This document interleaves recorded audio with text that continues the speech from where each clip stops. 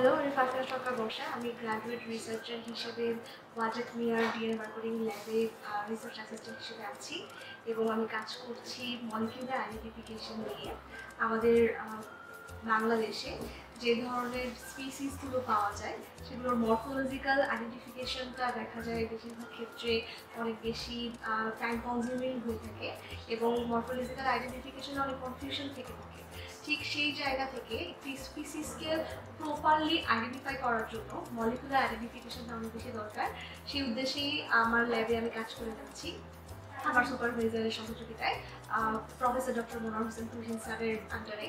এবং morphological identification যেহেতু অনেক বেশি টাইম কনজিউমিং, সো মলিকুলার আইডেন্টিফিকেশনের মাধ্যমে আমরা প্রপারলি সব ধরনের স্পিসিসকে আইডেন্টিফাই করছি এবং রিসেন্টলি যে স্পিসিসগুলো ইলিগালি ট্রেড হচ্ছে এবং থ্রেটেন্ড IUCN লিস্টে, সেগুলো নিয়ে আমরা কাজ করছি।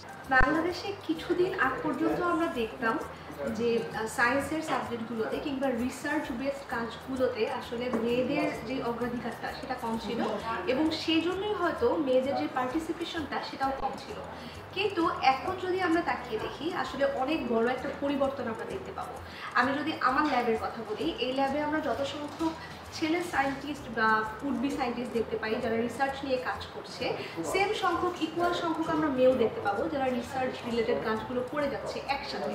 আবার যদি আমি আমার ডিপার্টমেন্টের দিকে দেখি কিংবা আমি সায়েন্স ফ্যাকাল্টিগুলোর দিকে দেখি, আমি যদি আমার সিনিয়র যে ব্যাচগুলো ছিল সেগুলোর দিকে তাকাই, সেখানে আমি দেখতে পাই যে মেয়েদের যেই পার্টিসিপেশনটা সেটা অনেক কম।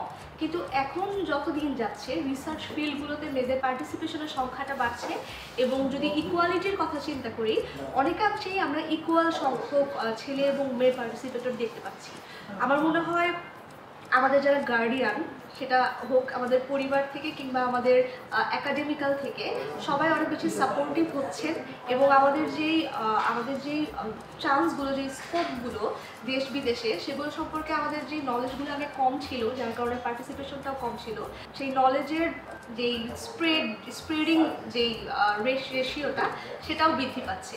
সেই কারণে যত বেশি আমরা রিসার্চ ফিল্ড সম্পর্কে নলেজ গ্যাদার করতে পারতেছি, যত বেশি এর স্কোপসগুলো সম্পর্কে জানতে পারছি এবং যত বেশি হেল্প আমরা আমাদের গার্ডিয়ানসদের কাছ থেকে পাচ্ছি, আমাদের টিচার্সদের কাছ থেকে পাচ্ছি, তত বেশি দেখা যাচ্ছে মেয়েরাও রিসার্চ ফিল্ডে পার্টিসিপেশনটা সংখ্যাটা অনেক বেশি বাড়ছে।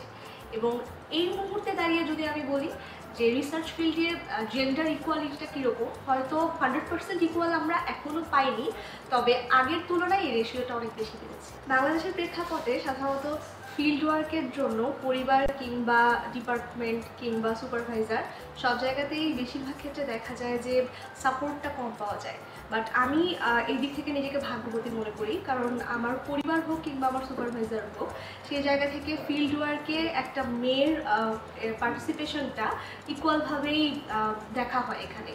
আমার সুপারভাইজারের ক্ষেত্রেও দেখা হয় যে তিনি একজন ছেলেকে ফিল্ড ওয়ার্কের পার্টিসিপেট করতে যেরকম উৎসাহী করেন, একজন মেয়েকেও করে থাকেন। সেই জায়গা থেকে আমার এখন পর্যন্ত বাংলাদেশের Kaptai belt, Chittagong belt, Sylhet belt সব জায়গাতেই ফিল্ড ওয়ার্ক করার সুযোগ হয়েছে এবং আমার পরিবার থেকেও আমি ভালো সাপোর্ট পেয়েছি। সেজন্যই আমি এই সেক্টরে কাজ করতে পারছি।